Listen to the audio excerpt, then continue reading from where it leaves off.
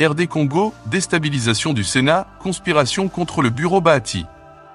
Alors que la chronique est défrayée par l'interpellation ou l'arrestation depuis le 5 février dernier à l'Agence nationale de renseignement, ANR, c'est selon de François Beya, conseiller spécial du président de la République en matière de sécurité, accusé jusque-là officieusement de comploter contre le président Félix Tshisekedi, une autre conspiration serait en vue contre le bureau du président du Sénat Modeste Bahati.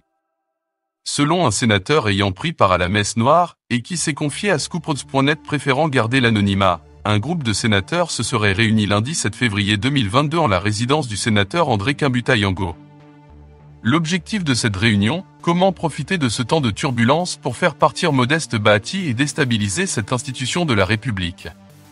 Selon ce sénateur, auraient pris part à cette réunion, les sénateurs ci-après, Badibanga Ntita Sami, Bikange Muzimbi Jérôme, Kamitatu Marie-Josée Sona, Loès Victorine, Évariste Bochab, Ziaka Angeline Ange, Lelone Zaziroli, Matata Pogno, Kimbuta-Yango, Mokolo MPO Edouard, Mirio Mugorosi Stéphane, Tamboué Mamba Alexis, par téléphone, Ruby Akizimwami Eric, par téléphone, et Bijou Goya, par téléphone.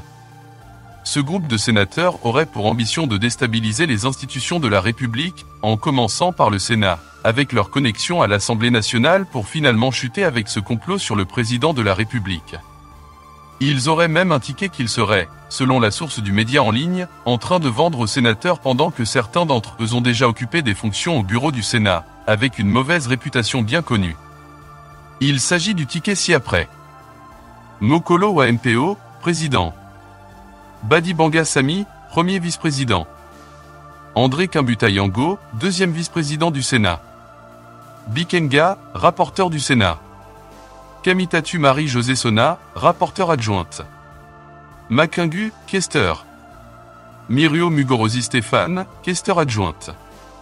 Aventure ou mise en scène, difficile de le rejeter, surtout la source de surcroît, un sénateur paraît sérieux. Or le coup d'État derrière lequel tous les autres coups voudraient se fomenter n'est pas apprécié par le président de l'Assemblée provinciale de Kinshasa, de surcroît un pasteur, un homme de Dieu. Dans un tweet de l'un de ses proches, John Lingila, Godé Mpoix déclare « Chaque coup d'État a un coût étatique et son issue souvent étaticide. Y recourir, c'est l'éthologie et bloquer le développement de la RDC. Réglons nos différends pacifiquement. 2023, c'est déjà demain. Restez branchés sur CFTV1. Congo France.